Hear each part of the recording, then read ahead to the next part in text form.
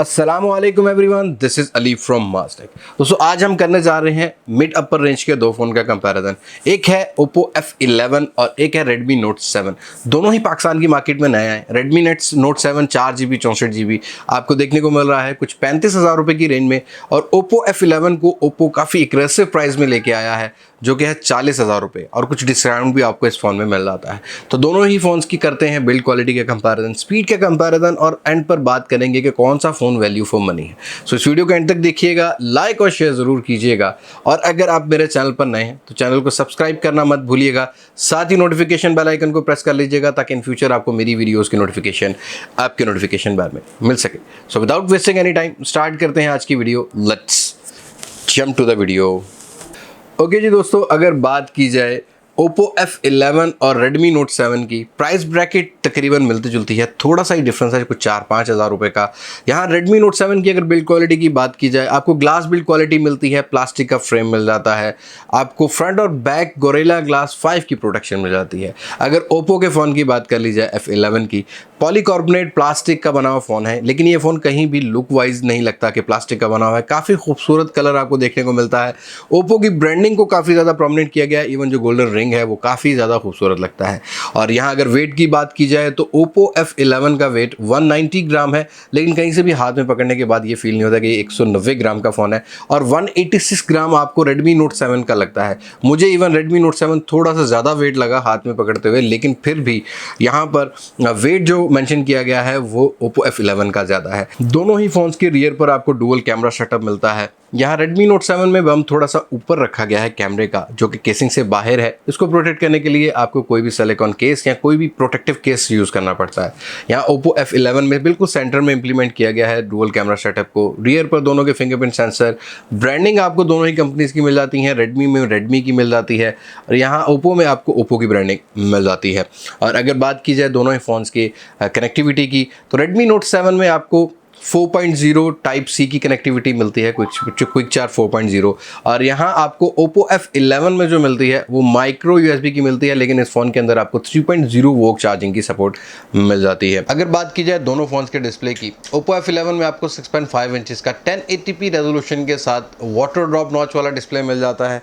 आपको पिक्सल पर इंचेस 395 के मिलते हैं। यहाँ Redmi Note 7 में आपको 6.3 इंचज़ का 1080p रेजोल्यूशन वाला डिस्प्ले मिल जाता है, और यहाँ आपको गोरिल्ला ग्लास 5 की प्रोटेक्शन मिल जाती है। डॉट नॉच डिस्प्ले मिलता है Redmi Note 7 में। डिस्प्ले की लुक की बात करूँ तो यहाँ मुझे F11 काफ़ी ज़्यादा पसंद आएगा। इवन आपको बेजल जो हैं वो F11 में थोड़े से कम नज़र आएंगे।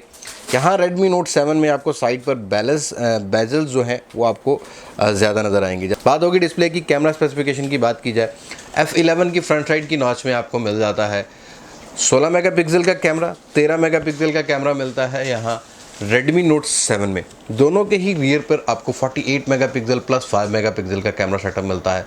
कैमरा कंपैरिजन आपको ज़रूर मेरे चैनल पर मिलेगा। यहाँ अगर कैमरा ऑप्शंस की बात की जाए तो Oppo के फ़ोन में आप मैक्सिमम 1080p 30 fps पर रिकॉर्डिंग कर सकते हैं। Redmi Note 7 में 1080p 60 fps पर भी आप रिकॉर्डिंग कर सकते हैं। स्लो मोशन का ऑप्शन दोनों ही फ़ोन में मिल जाता है। Oppo F11 में आपको मिल जाता है processor Helio P70 12 nanometre base processor है। Mali G72 MP3 का आपको GPU देखने को मिल जाता है। और यहाँ Redmi Note 7 में आपको Snapdragon 660 2.2 ऑक्टा को प्रोसेसर, Adreno 512 का GPU मिलता है। यहाँ Oppo F11 का जो प्रोसेसर है उसकी 4 कोर्स काम करती हैं 2.1 GHz Cortex A73 पर, और 4 कोर्स काम करती हैं 2.0 GHz Cortex A53 पर। अगर Redmi Note 7 के प्रोसेसर की बात की जाए, Snapdragon 660 2.2 octa core 4 course Kryo 260 पर काम करती हैं, और 4 कोर्स जो हैं वो काम करती हैं 1.8 GHz Kryo 260 पर। यहाँ दोनों ही फ़ोन्स के अंदर आपको 4GB और 64GB का पेयर मिलता है रैम और रोम का। दोनों ही फ़ोन हाइब्रिड सिम स्लॉट साथ आते हैं, 2 सिम चला सकते हैं या एक सिम एक मेमोरी कार्ड चला सकते हैं। डेडिकेटेड मेमोरी कार्ड स्लॉट दोनों ही फ़ोन्स में आपको नहीं मिलती। और आपको बताता चलूँ कि यहाँ आपको Redmi Note 7 में नोटिफिकेशन लाइट मिल जाती है चिन में जब आप चार्जिंग पे लगाते हैं, या कोई आपको नोटिफिकेशन आता है। Oppo के किसी भी फ़ोन में आपको कोई भी नोटिफिकेशन लाइट नहीं मिलती। अगर बात की जाए बेंचमार्क स्कोर्स की, 1,41,000 349 का स्कोर करता है Redmi Note 7। और यहाँ अगर बात की जाए Oppo F11 की, आपको 1,48,819 का आपको स्कोर मिल जाता है। अब हम करते हैं अपने स्पीड टेस्ट को स्टार्ट, और यहाँ दोनों ही फ़ोन्स को हम रीस्टार्ट कर लेते हैं और देखते हैं कि बूटअप टेस्ट को पहले कौन सा फ़ोन कंप्लीट करता है। तो यहाँ हमारा Redmi Note 7 हुआ है पहले ऑन, और Oppo F11 ने थोड़ा सा लिटरली नैनो सेकेंड्स का आपको डिफरेंस मिला। Oppo F11 हुआ लेट ऑन। ओके जी, बूटअप टेस्ट में Redmi Note 7 रहा आगे और F11 रहा थोड़ा सा पीछे। अब हम फिंगरप्रिंट सेंसर की स्पीड की बात करते हैं। दोनों की ही रियर पर आपको मैनुअल फिंगरप्रिंट सेंसर मिलता है, और देखते हैं कि फिंगरप्रिंट सेंसर में स्पीड किसकी होती है तेज़। तो यहाँ फिंगरप्रिंट सेंसर में जो दोनों ही फ़ोन हैं, यहाँ दोनों ही फ़ोन्स आपको एक जैसे ही मिल रहे हैं स्पीड में, काफ़ी क्विक है, इवन बड़ा टफ कंपटीशन है। दोनों ही फ़ौरन अनलॉक हो जाते हैं, और मुझे थोड़ा सा Redmi Note 7 ज़रा फास्ट लगा, लेकिन Oppo भी किसी तरीके से कम नहीं है।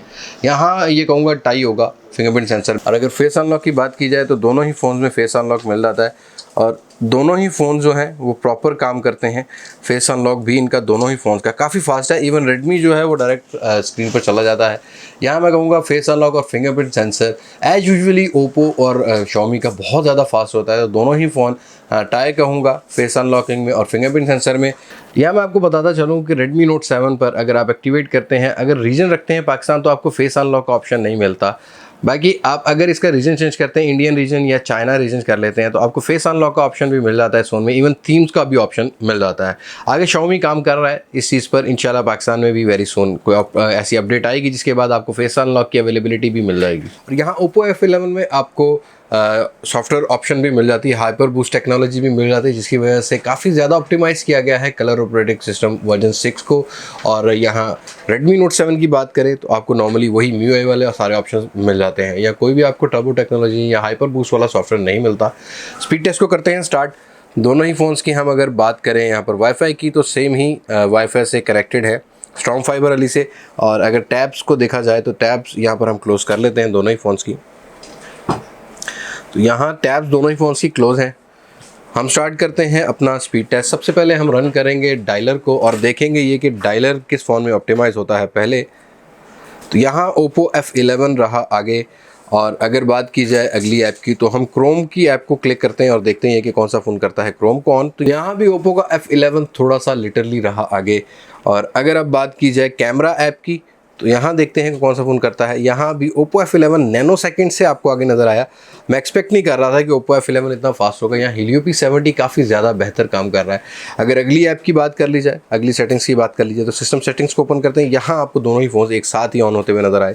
और अगर अब बात की जाए गैलरी की, तो यहाँ गैलरी पर क्लिक करते हैं। यहाँ आपको Oppo F11 नैनो सेकंड से आगे नज़र आया। और अगर बात की जाए यहाँ पर हम मेन ऐप्स की, तो डाटा शेयरिंग ऐप के लिए शेयरिट को लोग बहुत ज़्यादा यूज़ करते हैं। शेयरिट पे करते हैं क्लिक। यहाँ शेयरिट हो चुका है क्लिक, और देखना है कि कौन सा फ़ोन करता है पहले इस एप्लीकेशन को ऑप्टिमाइज़। और यहाँ Oppo F11 रन कर चुका है और थोड़ा सा लेट रहा Redmi Note 7। और अगर बात की जाए इंस्टाग्राम की, तो इंस्टाग्राम पे क्लिक करते हैं। तो यहाँ आपको नैनो सेकंड्स का डिफरेंस मिला। Oppo में थोड़ा सा पहले ऑन हुआ और यहाँ पर हुआ थोड़ा सा लेट। और अगर बात की जाए यहाँ पर अगली ऐप की, तो अगली ऐप हम फेसबुक को इंक्लूड करते हैं। तो यहाँ फेसबुक को देखना है कि कौन सा फ़ोन करता है ऑप्टिमाइज़ पहले। तो यहाँ भी आपको Oppo F11 थोड़ा सा ज़्यादा बेहतर मिला। और अगर बात की जाए यूट्यूब की, तो यहाँ यूट्यूब पर करेंगे क्लिक और देखते ये हैं कि कौन सा फ़ोन करता है यूट्यूब को ऑप्टिमाइज़ पहले। तो यहाँ आपको Redmi Note 7 थोड़ा सा पहले चलता हुआ मिला और थोड़ा सा लेट मिला आपको Oppo F11। और अगर बात की जाए अगली ऐप की, तो हम यहाँ पर प्ले करते हैं एक गेम को जो कि सोनिक बूम है। क्लिक करते हैं और देखते हैं कि कौन सा फ़ोन करता है इस एप्लीकेशन को पहले ऑप्टिमाइज़।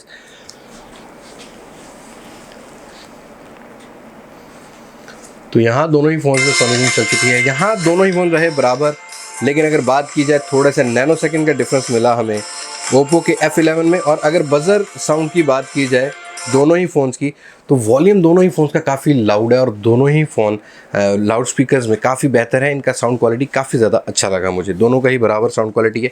यहाँ बात कर लेते हैं अगली ऐप की, एसफॉल्ट नाइट्रो पे करते हैं क्लिक और देखते हैं कि कौन सा फ़ोन एसफॉल्ट नाइट्रो को करता है पहले ऑप्टिमाइज़। तो एसफॉल्ट नाइट्रो पे क्लिक किया हमने।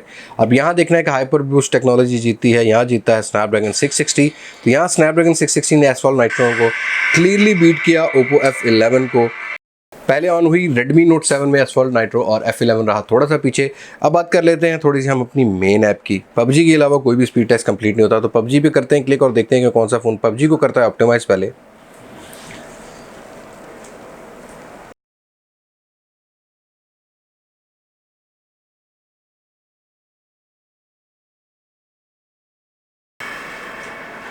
तो यहाँ Oppo F11 में PUBG लिटरली कुछ नैनो सेकंड से पहले ऑन हुई और हाइपर बूस्ट टेक्नोलॉजी जो है, मैं एक्सपेक्ट नहीं कर रहा था कि इतना बेहतर काम करेगा Oppo F11। काफ़ी ज़्यादा बेहतर काम किया। अब हम दोनों के ग्राफिक्स की अगर बात कर लें तो यहाँ ग्राफिक्स सेटिंग्स में आपको बता देता हूँ कि ये मैक्सिमम कितने ग्राफिक्स पड़ते हैं। HD हाई ग्राफिक्स पर आप खेल सकते हैं। HDR का सपोर्ट Note 7 में नहीं मिलता और यहाँ सेम ही सीन कुछ आपको देखने को मिलेगा। हाई सेटिंग के साथ HD मैक्सिमम F11 में भी खेल सकते हैं और HDR में ये सपोर्ट नहीं करता। तो जो PUBG के लवर हैं उनको यहाँ पर HD के साथ हाई ग्राफिक्स मिल जाएंगे नॉर्मली। हम रैम मैनेजमेंट की बात कर लेते हैं। ये तो होगी स्पीड टेस्ट की बात। अगर रैम मैनेजमेंट की बात की जाए दोनों ही फ़ोन्स के टैब्स को हम दोबारा ही जो एप्लीकेशन हमने प्ले की हैं हम उसको रन करके देखते हैं। तो यहाँ मैंने इंस्टाग्राम छोड़ा था कुछ इस तरह और ये इंस्टाग्राम रैम मैनेजमेंट में, रैम मेमोरी में वैसे ही है। और अगर Note 7 में देखा जाए तो इंस्टाग्राम आपको वहीं से मिल रहा है। और अगली ऐप की बात कर लेते हैं यहाँ पर, तो हम यूट्यूब को चेक करते हैं कि जहाँ हमने छोड़ी थी वहीं पर अवेलेबल है कि नहीं। तो यूट्यूब के ऐप पर हम क्लिक करेंगे और दोनों ही फ़ोन्स के अंदर आपको तकरीबन वही रैम मेमोरी मिल रही है। और अगर बात की जाए यहाँ एक और ऐप की, एक और ऐप को हम चेक कर लेते हैं, सोनिक बूम, जिसको हमने छोड़ा था जहाँ चलते हुए। तो यहाँ क्लिक करते हैं सोनिक बूम पर। यहाँ रैम मैनेजमेंट दोनों ही फ़ोन्स की काफ़ी बेहतर है। इवन मुझे Oppo F11 ने काफ़ी शॉक किया हाइपर बूस्ट टेक्नोलॉजी के बाद। काफ़ी ज़्यादा ऑप्टिमाइजेशन ज़्यादा बेहतर मिली, लेकिन स्टिल मैं Oppo को कहूँगा कि डिस्प्ले पर आपको काम करने की ज़रूरत है। डिस्प्ले के कलर्स को वेल सैचुरेटेड करने की ज़रूरत है। Redmi Note 7 में कलर्स काफ़ी ज़्यादा बेहतर मिले। दोनों ही फ़ोन्स का PUBG और हीटिंग टेस्ट भी आपको मेरे चैनल पर वेरी सून मिल जाएगा। कैमरा कंपैरिजन भी इनका मिलेगा और आपको यहाँ पर बैटरी चार्जिंग टेस्ट भी मिल जाएगा। अगर बात की जाए इन दोनों ही फ़ोन्स के बैटरीज़ की, या Oppo में आपको 4020 mAh की बैटरी मिलती है और Redmi Note 7 में आपको 4000 mAh की बैटरी मिलती है। Redmi Note 7 4.0 क्विक चार्ज को सपोर्ट करता है, लेकिन अनबॉक्स करते ही आपको 10 वाट वाला चार्जर मिलता है जो कि फास्ट चार्ज को नहीं करता। लेकिन यहाँ पर Oppo F11 को मैं कहूँगा क्लियरली विनर होगा। आपको अनबॉक्स करते ही वोक चार्जर 3.0 मिल जाता है इस फ़ोन के अंदर out of the box. 3.0 woke charging के साथ Oppo F11 काफ़ी ज़्यादा मुझे फास्ट नज़र आया। Redmi Note 7 को हम टेस्ट करेंगे। अभी फिलहाल 4.0 के चार्जर मार्केट में अवेलेबल नहीं है। इन दोनों ही फ़ोन्स का चार्जिंग कंपैरिजन भी मैं आपको दूंगा कि कौन सा फ़ोन जो है वो जल्दी चार्ज होता है, कौन सा नहीं। अब बात कर लेते हैं कंक्लूजन की। Redmi Note 7 लेना चाहिए या Oppo F11 लेना चाहिए? अगर आपको चाहिए ग्लास बिल्ड क्वालिटी, अच्छा बना हुआ फ़ोन और गोरिल्ला ग्लास 5 का प्रोटेक्शन, कलर सैचुरेशन बेटर चाहिए और आपको डिस्प्ले भी 6.3 इंचेस का चाहिए, तो आप Redmi Note 7 को बाय कर सकते हैं। लेकिन अगर आप इसको बाय करते हैं आपको एक्स्ट्रा चार्जर लेना पड़ता है जो कि फास्ट चार्ज करता है, अनबॉक्स करते नहीं मिलता, तो उसके लिए आपको बजट भी थोड़ा सा ऊपर चला जाता है। और अगर आपको चाहिए बेहतर परफॉर्मर, मुझे Oppo F11 काफ़ी ज़्यादा बेहतर लगा। इवन यहाँ पर जो कलर्स दिए गए हैं बॉडी के वो भी मुझे ज़्यादा बेहतर लगे। Redmi Note 7 की निस्बत ज़्यादा अट्रैक्टिव लगे Oppo F11 के। परफॉर्मेंस F11 की ज़्यादा बेटर है। थोड़ी सी बिल्ड क्वालिटी भी मैं कहूँगा पहले से इंप्रूव की है, लेकिन पॉलीकार्बोनेट है जैसा कि Oppo के सारे ही फ़ोन मिलते हैं। लेकिन ये पहला ऐसा फ़ोन होगा जो Oppo का मुझे पसंद आया। स्टिल Oppo को डिस्प्ले पर काम करना पड़ेगा। सैचुरेशंस के लिए, कलर्स, व्यूइंग एंगल के लिए Oppo अभी काफ़ी ज़्यादा काम कर रहा है, लेकिन अभी भी Redmi Note 7 के जो कलर्स हैं वो मुझे ज़्यादा वाइब्रेंट और ज़्यादा डिटेल नज़र आए as compare to Oppo F11। आपको कैसा लगा स्पीड कंपैरिजन या आज का कंपैरिजन? कमेंट सेक्शन में सजेस्ट कीजिएगा। और अगर आप यूज़ कर रहे हैं इन दोनों में से कोई भी फ़ोन, तो यहाँ कमेंट बॉक्स में मुझे अपना एक्सपीरियंस ज़रूर शेयर कीजिएगा। आज की वीडियो में इतना ही। अगली वीडियो तक मुझे इजाज़त दीजिए। मैं हूँ अली अब्बास स्मार्ट टेक से, पाकिस्तान पाइंदाबाद। अल्लाह हाफिज़।